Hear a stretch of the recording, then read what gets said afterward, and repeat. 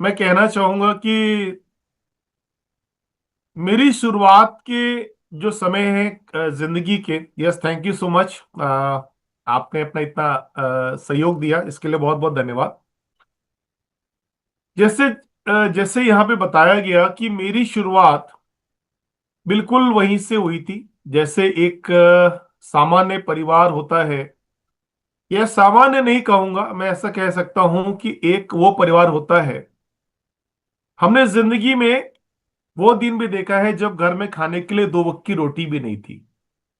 जगदलपुर में साबुन का कारखाना था, लेकिन काम करने वाले सिर्फ चार लोग थे। मैं, मम्मी, पापा और सचिन सर। हम चार ही लोग थे काम करने वाले। और रात में कभी कभी सबके लिए खाना नहीं बन पाता था, तो मम्मी पानी पी के सो जाती थी, तो बोलती थी, बेटा आज मेरा उपवास है। उपवास होता नहीं था, फास्ट होता नहीं था, लेकिन घर में खाने के लिए इतना होता ही नहीं था कि मम्मी सबका पेट भर पाए। तो अपने बच्चों का पेट भरकर वो खुद भूखे पेट सो जाती थी। वो जिंदगी हमने काटी है। लेकिन भागवत गीता में एक लाइन कही गई है, कर्मण्यवादे कार्यस्तु मां फलेषु कदाचन। यानी जिंदगी में अगर कर्म करेंगे तो जिंदगी में परिवर्तन तो आता है। तो हमने कभी भी कर्म का दामन नहीं छोड़ा। एक मेरी जिंदगी के अनुभव से मैं और चीजें कहना चाहता हूं कि केवल कर्म करना ही इंपॉर्टेंट नहीं है, राइट डायरेक्शन में काम करना इज वेरी इंपॉर्टेंट। आपने एक मील का पत्थर देखा होगा। कभी भी अगर आप रोड में गए होंगे तो एक सफेद रंग का पत्थर होता है। उस सफेद रंग के पत्थर में एग्जाम्पल लेता हूं, मान के चलिए, जमुना दीदी, आप कहां पे रहते हैं? असम सर। आसाम में कहां रहते हैं? डिगबोई। दीपुर। वहां से गुवाहाटी कितना दूर है? एक दिन का रास्ता सर। पूरे लगभग कितने घंटे? 15-16 घंटे सर। 15-16 घंटे। कितना किलोमीटर होगा? सर इतना तो पता नहीं चला। ओके, कितना किला, हाँ चलिए सर। मान के चलिए। अभी मैं एग्जांपल लेता हूँ, 15-16 घंटे मतलब लगभग मैं ये मान लेता हूँ कि 700-800 किलोमीटर होगा। एग्जांपल लेता हूँ, मान के चलिए। जी जी।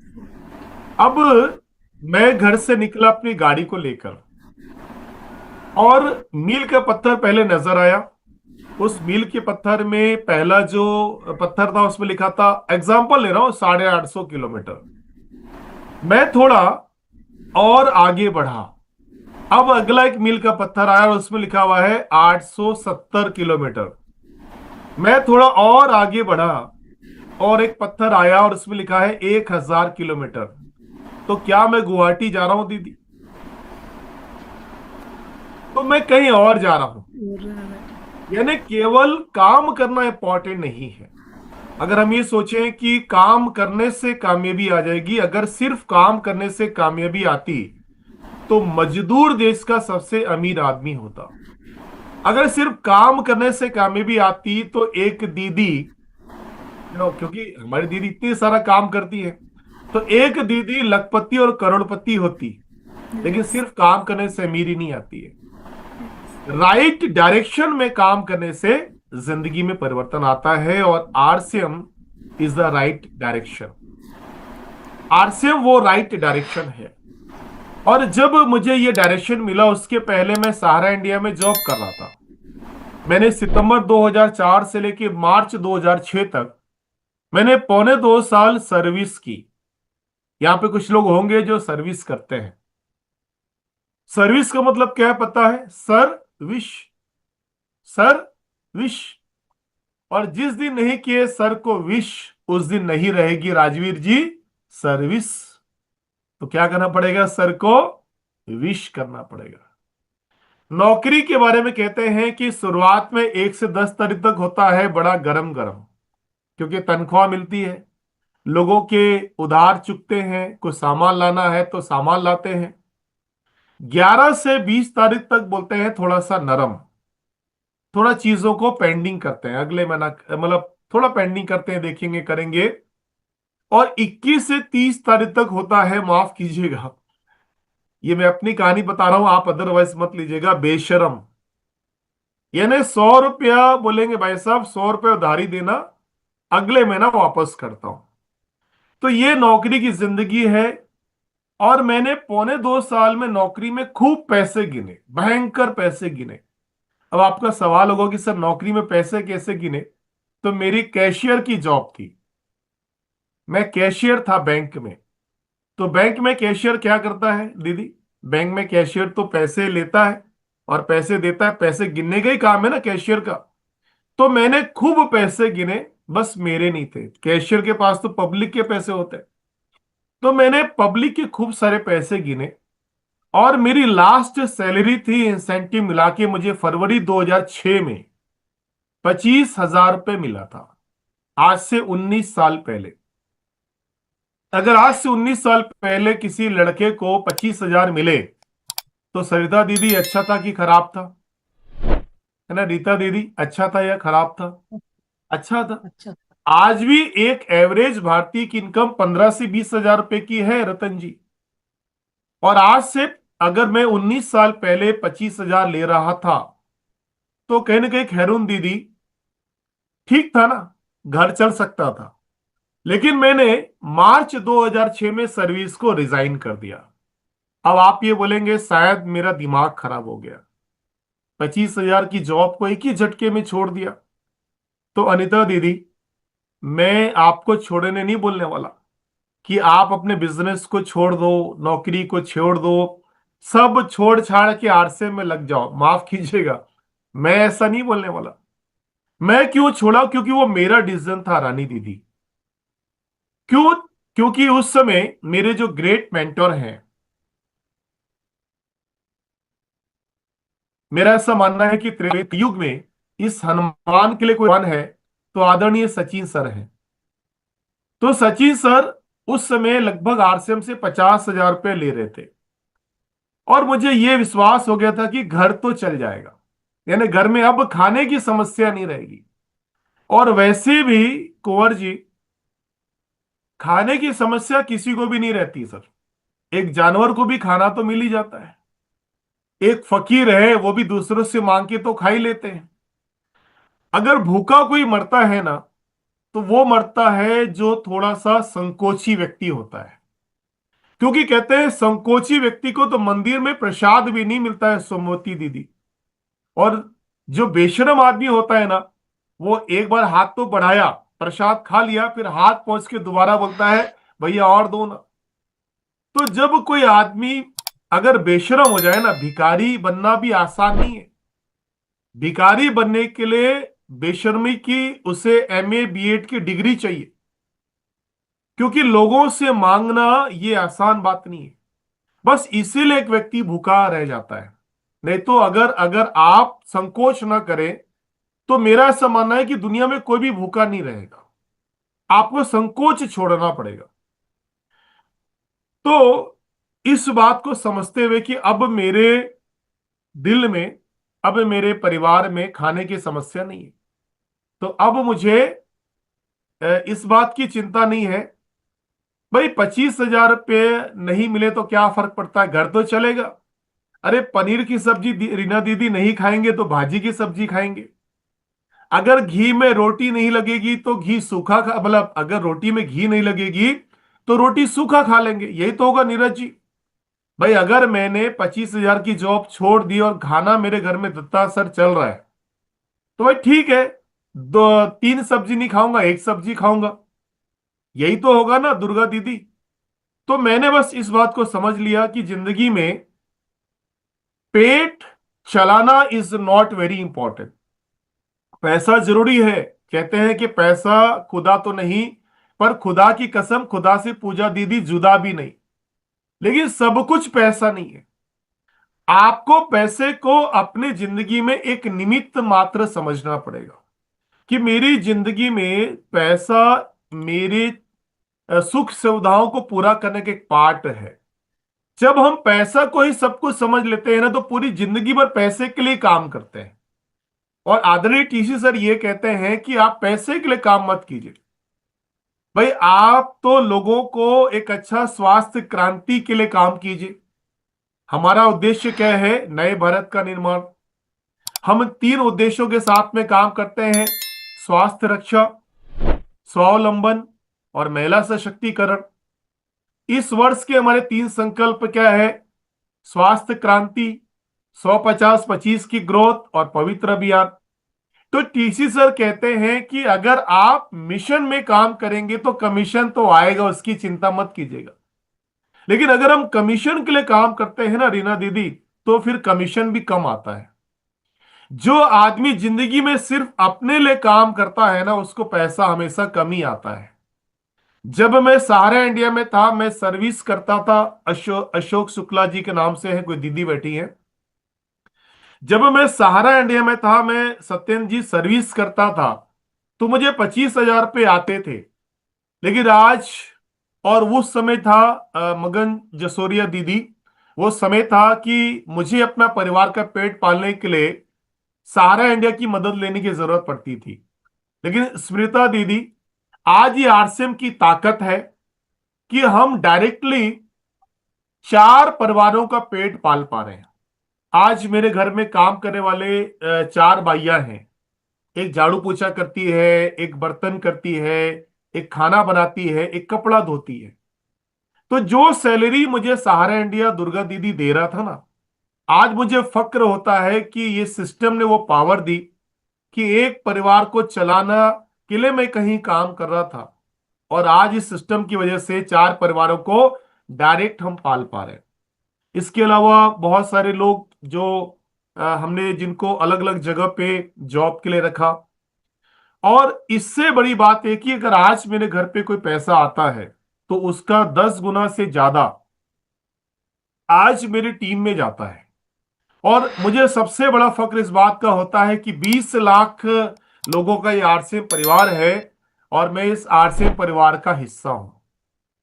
जिंदगी में आदमी जो भी चाहता है, वो सारी चीजें आप अगले 5 साल में कंप्लीट कर लीजिए ना। भाई, एक आदमी जिंदगी में क्या चाहता है? एक आदमी चाहता है, उमेश जी, कि मेरे पास आज के समय की अगर मैं बात करूंगा, तो कम से कम 1 लाख रुपए महीना यदि लोगों को रेगुलर आए, तो घर चलेगा कि नहीं चलेगा?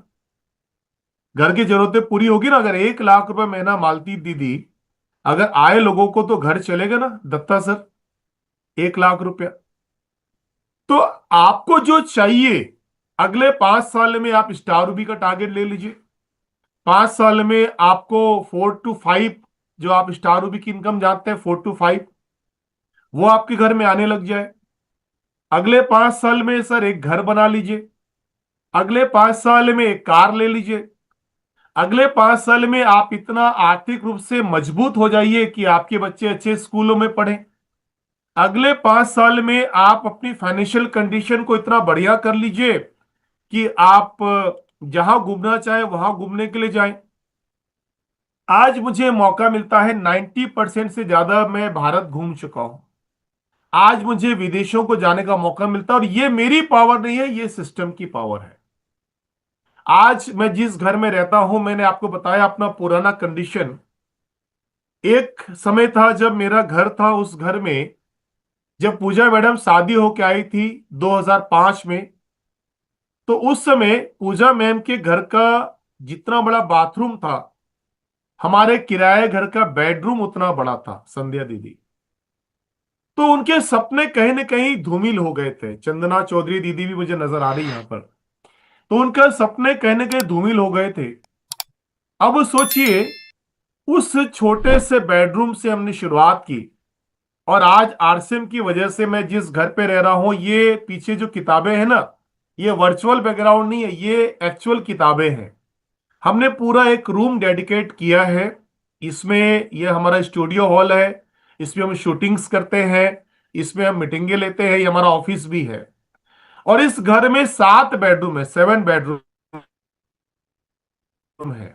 7 बेडरूम है, एक अच्छा पूजा का कमरा है, 2 हॉल है, दोनों हॉल बड़े बड़े हैं। तो आपको जिंदगी में जो चाहिए, अगले 5 साल में कंप्लीट कर लीजिए ना। पर इन चीजों के लिए आदमी जिंदगी भर लगा रहता है। लेकिन मेरा ऐसा मानना है ये तभी होता है सुनीता दीदी, क्योंकि हम छोटी चीजों के लिए काम करते हैं। हमको लगता है कि जिंदगी में पैसा ही, प्रभा दीदी, सब कुछ है। जब आप इसको समझ लेंगे ना कि पैसा पे भी मास्टरी करना जरूरी है। अगले 5 साल में हमें ऐसी कुछ चीजों में पारंगत होना है कि हम इस भागदौड़ से निकल जाए ना। अपना बच्चा, अपने घर का बच्चा है, अपना बच्चा बोलता है कि मम्मी मेरे को आपका समय चाहिए, तो हम क्या बोलते हैं, बेटा मैं थोड़ा बिजी हूं। अपने घर का बच्चा बोलता है पापा मुझे आपका थोड़ा सा समय चाहिए, हम क्या बोलते हैं, बेटा मैं थोड़ा सा बिजी हूं। और जब अपने बच्चे को अपने टाइम नहीं देते हैं और क्या बोलते हैं, बेटा मैं तो तेरे लिए काम कर रहा हूं।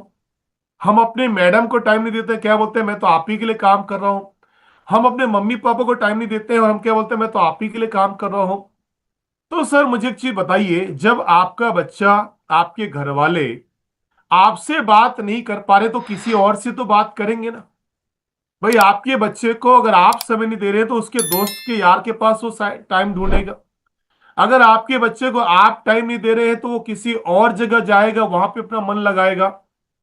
तो जब आपके पास में आप अपने बच्चे को समय नहीं दे पाएंगे तो फिर वो हो सकता है कि आपसे अपने सारे दुख सुख की बातें भी शेयर ना करे, वो अपने दोस्तों से शेयर करे। वो अपने दोस्तों से शेयर करे, वो अपने सुख दुख की जो समस्या है ना, दोस्तों से हल, वो हल उनसे ढूंढे। वो हल हमसे नहीं ढूंढता है। अगर आज अपना बच्चा थोड़ा बड़ा हो गया ना तो सॉल्यूशन हमसे पूछने नहीं आता है, वो सॉल्यूशन अपने दोस्तों से लेने जाता है। अब बच्चा अपना है और सॉल्यूशन लेने किसी और से जाता है, क्यों?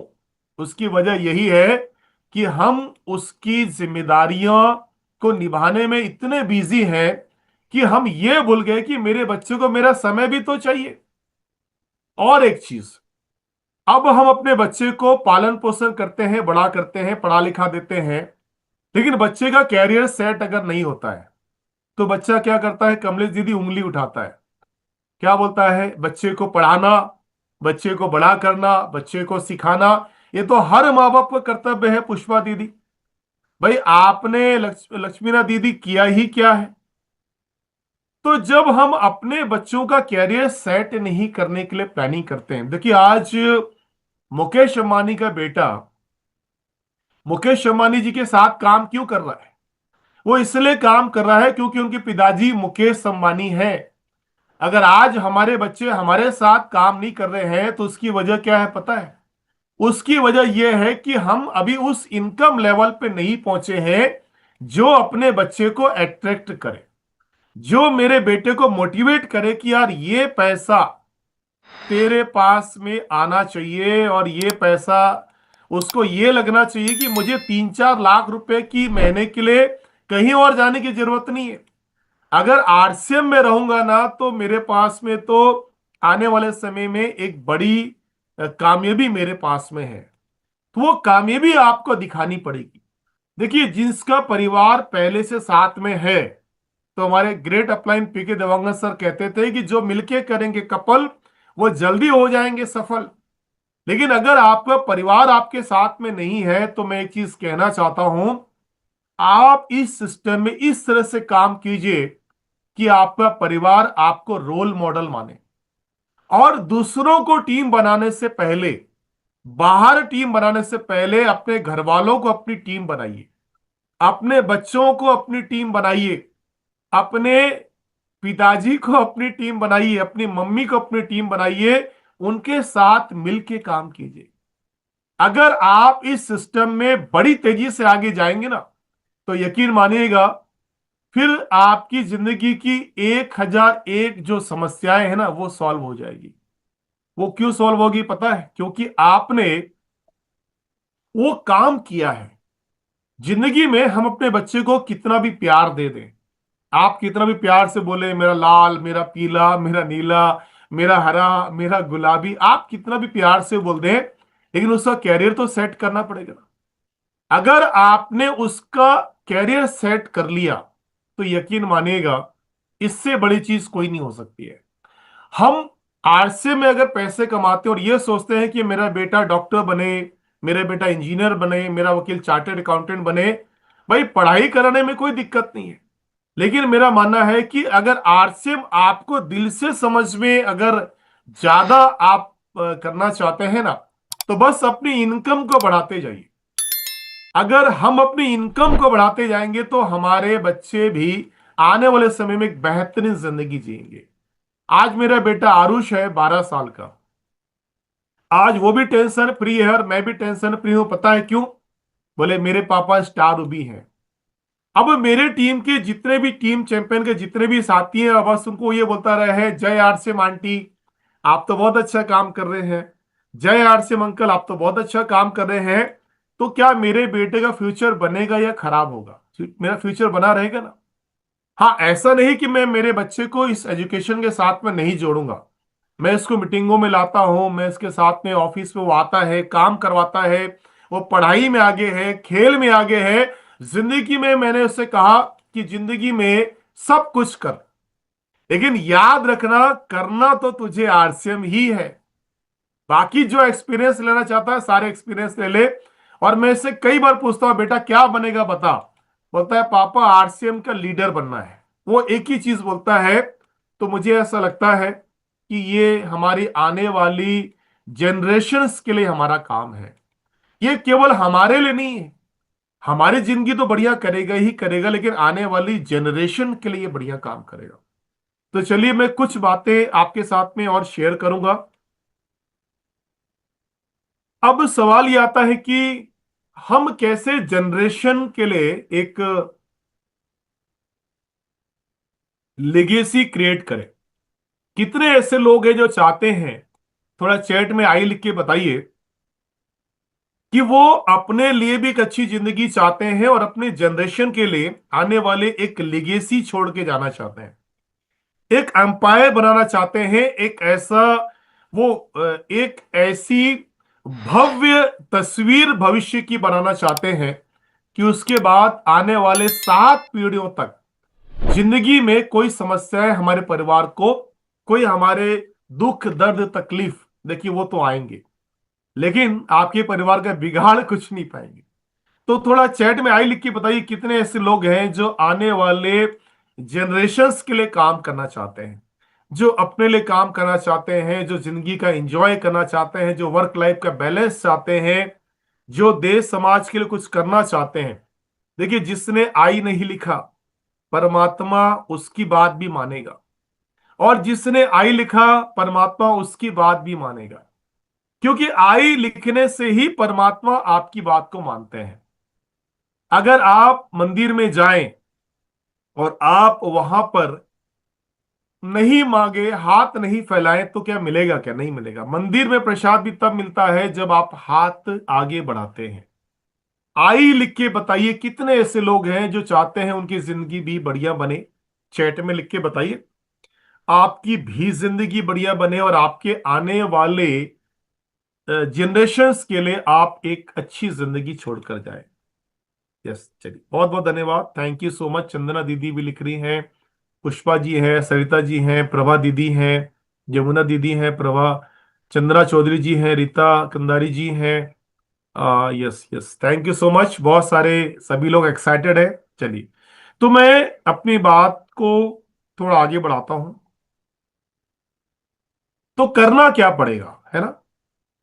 व्हाट टू डू, क्या करना पड़ेगा। अभी देखिए, आपके उधर आंधी तूफान भी आए होंगे। अभी कुछ समय पहले रायपुर में जबरदस्त आंधी तूफान तूफान आया। तो थोड़ा मुझे एक बार आप ऐसा फिजिकल हैंडल्स करके बता सकते हैं क्या, जिनको अभी हाल फिलहाल में आंधी तूफान उनके क्षेत्र में आया? थोड़ा ऐसा हाथ, ऐसे बस ऐसा फिजिकल हाथ दिखा दीजिए कि उनके क्षेत्र में आंधी तूफान आया है ना। बहुत सारे लोगों के क्षेत्र में आया, कुछ लोगों के क्षेत्र में नहीं भी आया। तो जब आंधी तूफान आया तो मैं क्या करता हूं, मैं एक पार्क है जिस पार्क में रेगुलर में वॉकिंग के लिए जाता हूं, और वॉकिंग पे जब मैं गया, yes thank you so much, thank you सभी का, आप बहुत अच्छा रिप्लाई कर रहे हैं। एक बार जोरदार तालियां होनी चाहिए 1 PM जय आरसीएम के लिए। बहुत जबरदस्त सभी एक्टिविटी कर रहे हैं, थैंक यू सो मच। तो जब मैं वॉकिंग के लिए जाता हूं तो एक बहुत अच्छा ग्रीन जोन है रायपुर में, एक बहुत बढ़िया ग्रीन जोन बना है। और उस ग्रीन जोन में पेड़ पूरे लगे हुए हैं। मैं जब एक राउंड वॉकिंग करता हूं तो लगभग उसमें मुझे 20 मिनट लग जाते हैं। 1.5 से 2.25 किलोमीटर, 2 किलोमीटर तक का वो राउंड एक वॉकिंग जोन है। और पूरे उसमें पेड़ लगे हुए, पूरे पेड़, केवल पेड़ और पेड़ हैं। तो जब आंधी तूफान जिस दिन आया उसके अगले दिन मैं वहां पे वॉकिंग करने के लिए गया। और जब मैं वॉकिंग करने गया देखा कुछ पेड़ गिरे हुए हैं और कुछ पेड़ उसी मजबूती के साथ खड़े हैं। तो मेरे दिमाग में प्रश्न उठ कि आंधियां तो सबके लिए बराबर थी, है ना। तूफान तो सबके लिए बराबर था। कंडीशंस तो सबके लिए बराबर थी, परिस्थितियां तो सबके लिए बराबर थी। फिर क्यों कुछ पेड़, मालती दीदी, गिर गए और क्यों कुछ पेड़ खड़े हुए हैं। तो जो मुझे समझ में आया मैं आपको बताना चाहता हूं। मुझे रीता दीदी यह समझ में आया कि जिन पेड़ों की जड़ें मजबूत है दुर्गा दीदी, वो पेड़ खड़े हैं। और जिन पेड़ों की जड़ें कमजोर हैं वो पेड़ गिर गए। जब आंधियां और तूफान आते हैं सविता दीदी, तो ये नहीं देखते हैं कि ये शाखाएं कैसी हैं। वो शाखाओं की केवल मजबूती नहीं देखते। जब आंधियां और तूफान आते हैं तो वो जड़ की मजबूती देखते हैं कि ये पेड़ कितनी मजबूती से खड़ा है, इसकी जड़ें कितनी मजबूत है। और मैं यही चीज आपके साथ में कहना चाहता हूं कि जब आपके साथ में इस सिस्टम में रिवर्स कंडीशन आएगी, आपने लक्ष्य लिया कि मुझे इस महीना करना है बड़ा, मुझे जिंदगी में रॉयल्टी जाना है, टेक्निकल जाना है, सपनों को पूरा करना है, देश के लिए कुछ करना है। जब आप बड़े सपनों के साथ आगे बढ़ते हैं ना, तो रिवर्स कंडीशन तो आती है। आप ये बोलेंगे सर जिंदगी में इतना संघर्ष क्यों आता है। तो अमिताभ बच्चन जी का एक इवेंट मैंने अटेंड किया था। तो अमिताभ बच्चन जी ने अपने पिताजी हरिवंश राय बच्चन, उनसे उन्होंने पूछा सोनी दीदी कि जिंदगी में पिताजी संघर्ष बहुत है। तो उनके पिताजी ने कहा कि बेटा जब तक जीवन है ना तब तक तो संघर्ष है। तो आपके साथ में संघर्ष तो होगा, लेकिन जब हम अपनी इनर स्ट्रेंथ पे काम करेंगे। इनर स्ट्रेंथ में मैं 5 चीजें आपको बताना चाह रहा हूं। पहला है सोच, दूसरा शब्द, तीसरा कार्य, चौथा व्यवहार और पांचवा संस्कार। सोच, शब्द, कार्य, व्यवहार और संस्कार। जब हम अपने इन 5 इनर चीजों पे काम करते हैं तो हम वो मजबूत वाले पेड़ बन जाते हैं, है ना। और फिर हम आंधी तूफान में गिरते नहीं है।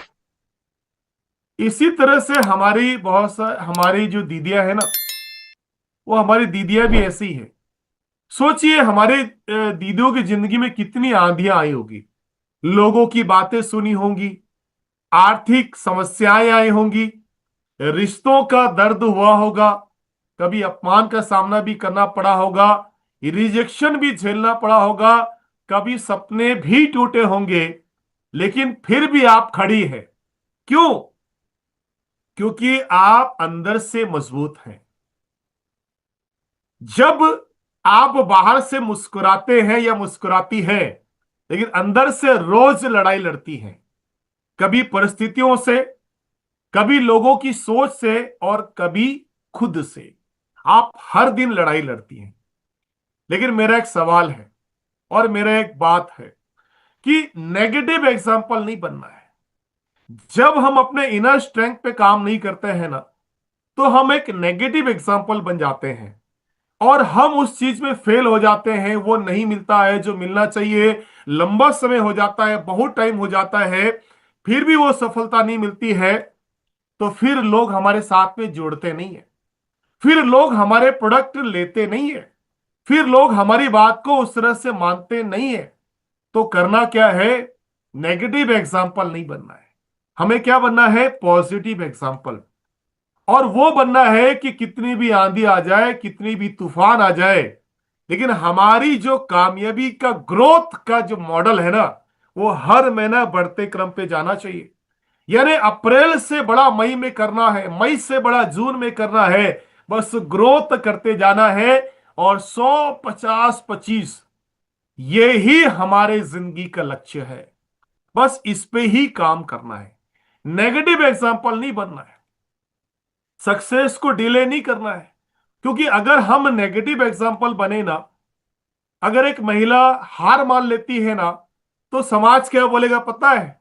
मैंने तो पहले ही बोला था दीदी आपसे होगा नहीं, मैंने तो पहले ही बोला था, आप महिला हैं, कहां आप इन सब चीजों पे लगती हैं। लेकिन जब एक महिला जीतती है ना, तो हजारों महिलाओं की उम्मीद मिलती है।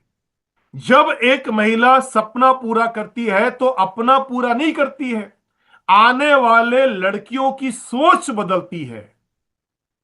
तो आप वो रोल मॉडल बन सकते हैं भारत के, आप वो क्रांति की लहर पूरे भारत में जगा सकते हैं। और इसमें थोड़ी सी मदद मैं आज आपकी करना चाहूंगा। आप तैयार हैं? थोड़ा एक बार मुस्कुरा दीजिए, थोड़ा कैमरे चालू करके मुस्कुरा दीजिए, थोड़ा तालियां बजा के बता दीजिए कि आप तैयार हैं।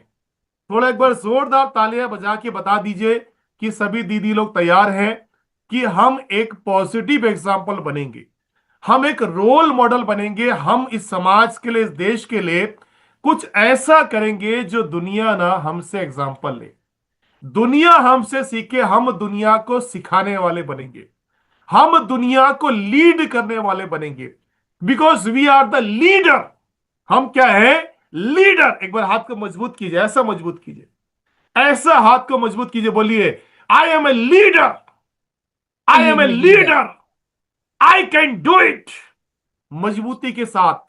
हमारे अपलाइन बोलते हैं, जिसका हाथ ढीला वो लीडर ढीला, जिसका हाथ मजबूत वो लीडर मजबूत। तो हाथ को मजबूत कर लीजिए और बोलिए आई एम ए लीडर, मैं कर सकती हूं, मैं जीतने के लिए पैदा हुई हूं, मुझे दुनिया में ऐसी कोई ताकत नहीं जो रोक दे।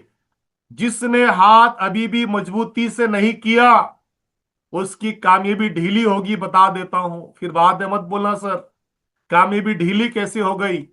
एक बार फिर से मौका देता हूं, हाथ मजबूती के साथ बोलिए I am a leader, I can do I it. am a leader. दुनिया की I कोई am a leader. ताकत मुझे अमीर और कामयाब बनने से नहीं रोक सकती है।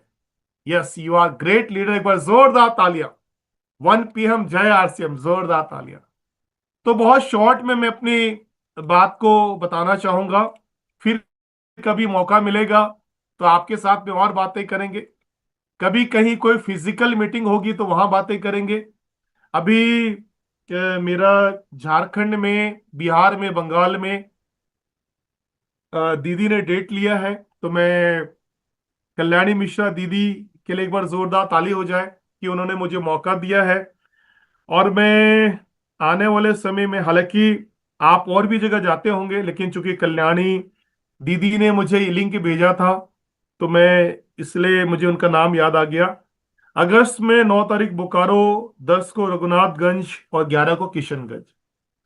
तो बस जहां पर भी मौका मिलेगा हम आपसे और बात करते रहेंगे। लेकिन आज चूंकि मैंने आपसे वादा किया था कि कैसे एक पॉजिटिव एग्जाम्पल बने, तो जल्दी से नोट कर लीजिएगा एक पॉजिटिव एग्जाम्पल कैसे बने। सबसे पहले अपने उच्च मानक को तय करें। यानी आपको जिंदगी में एक स्टैंडर्ड बनाना पड़ेगा कि इससे नीचे तो मैं जाने वाला नहीं हूं। क्योंकि जब तक आप अपना स्टैंडर्ड को बढ़ाएंगे नहीं, दुनिया आपको अगर वैसा ही मानेगी जैसा आप खुद को मानते हैं। अगर आप खुद को साधारण मानेंगे तो दुनिया भी आपको साधारण मानेगी। और जिस दिन आप अपने सपनों को महत्व देने की शुरुआत करेंगे, उस दिन परिवार की किस्मत बदलने की शुरुआत हो जाएगी। तो सबसे पहला क्या है? उच्च मानक तय कीजिए कि मुझे इस महीने क्या करना है। मुझे 100, 50, 25 की ग्रोथ करनी है, रॉयल्टी करना है, टेक्निकल करना है। एक हाई स्टैंडर्ड तय कीजिए। सेकंड, खुद पे विश्वास कीजिए। खुद पे कॉन्फिडेंट रखिए, खुद पर विश्वास कीजिए। कुछ दीदियां कहती है हम ज्यादा पढ़े लिखे नहीं है, हम तो ज्यादा पढ़े नहीं है, हमको ज्यादा पता नहीं है, हम तो गांव के हैं। मैं कहना चाहता हूं दीदी, बिना किसी मैनेजमेंट की पढ़ाई करे आपने पूरा घर संभाल लिया, है ना। बिना किसी मैनेजमेंट की पढ़ाई करे आपने पूरा घर संभाल लिया, और फिर आप कहते हैं मैं तो गांव की हूं। फिर आप कहते हैं मैं तो पढ़ी लिखी नहीं हूं। फिर आप कहते हैं मैं तो ज्यादा जानता नहीं हूं। तो मैं आपको अपने बारे में कहना चाहूं, दो लाइनें सुनना चाह रहे हैं, थोड़ा मुस्कुरा दीजिए। दो लाइनें सुनाता हूं। ना मैंने कुछ हंस के सीखा है, ना मैंने कुछ रो के सीखा है। ना मैंने कुछ हंस के सीखा है, ना मैंने कुछ रो के सीखा है। अरे जो सीखा है वो आरसीएम का होके सीखा है। तो आप भी सीख जाएंगे, चिंता मत कीजिएगा। कॉन्फिडेंस रखिए, है ना। खुद पे कॉन्फिडेंस रखिए कि मैं कर सकती हूं। अगर आप खुद पे कॉन्फिडेंस नहीं रखेंगे, अगर आप सिस्टम पे भरोसा नहीं करेंगे, प्रोडक्ट पे भरोसा नहीं करेंगे, तो कैसे होगा। तो खुद पे भरोसा कीजिए, प्रोडक्ट पे भरोसा कीजिए, सिस्टम पे भरोसा कीजिए, अपनी मेंटर्स पे भरोसा कीजिए। भरोसा तो करना पड़ेगा। आरसीएम गुरुकुल पे भरोसा कीजिए, भरोसा तो करना पड़ेगा। यूएलपी क्विक पे भरोसा कीजिए, भरोसा तो करना पड़ेगा।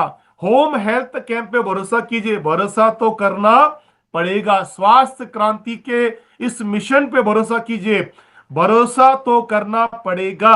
100 50 25 की ग्रोथ पे भरोसा कीजिए, भरोसा तो करना पड़ेगा। राइट। और तीसरी बात, एक रणनीति बनाइए, एक स्ट्रेटेजी बनाइए। और रणनीति कैसे बनेगी पता है। Choose your mentor, choose your mentor. अगर आपने अपने एक्टिव इफेक्टिव ग्रोइंग अपलाइन से एक मेंटर को चूज कर लिया ना, तो बस आपको एक बढ़िया रणनीति मिल जाएगी। चौथी बात, सीखते रहिए लगातार, लर्निंग। क्योंकि लर्निंग इज द बेस्ट, सबसे बढ़िया चीज है लर्निंग। अगर आप लगातार सीख रहे हैं तो आप जिंदगी में आगे बढ़ेंगे। मैं मेंटर के बारे में कहना चाहता हूं कि जब बच्चा चलना सीखता है ना, तो माँ उंगली पकड़कर चलाती है, और जिंदगी में मेंटर ना वही उंगली होती है। गलत दिशा में अकेले भटकने से बेहतर है कि सही दिशा में किसी अनुभवी के साथ में चलना। और आपकी पूरी टीम अगर एक डायरेक्शन में चले तो ही वो टीम जीतेगी। आपके पास में एक बढ़िया आइडिया हो सकता है, आप अपने टीम के सबसे बेस्ट लीडर हो सकते हैं, लेकिन जीतेगी तो टीम ही जीतेगी। और टीम तब जीतती है जब वो एक डायरेक्शन में काम करती है। और आपके एक्टिव इफेक्टिव ग्रोइंग अपलाइन आपके मेंटर का चुनाव कीजिए। लर्निंग की मैं बात कर रहा था, लर्निंग के साथ में जब आप आगे बढ़ते हैं तो खुद को बेहतर करते हैं। खुद को बेहतर करेंगे तो जिंदगी बेहतर होगी। और मेरा लास्ट पॉइंट है मैसिव एक्शन। क्योंकि डर सबको लगता है, लोगों से मिलना, किसी भी काम को करना, डर सब में लगेगा। पढ़ाई करने में भी डर लगता है। बच्चों को पढ़ाई करने में डर लगता है कि नहीं लगता है। भाई एग्जाम आता है तो डर लगता है, कि नए आदमी से मिलने से डर लगता है। तो डर जिंदगी में सबको लगता है। श्याम अग्रवाल को भी डर लगता है। लेकिन डर की चिंता मत कीजिएगा, क्योंकि डर तो जिंदगी का नियम है। लेकिन जिंदगी उनकी बदलती है। हमारे पीके दवंगा सर कहते थे कि जिस काम से लगता है डर, सबसे पहले उसको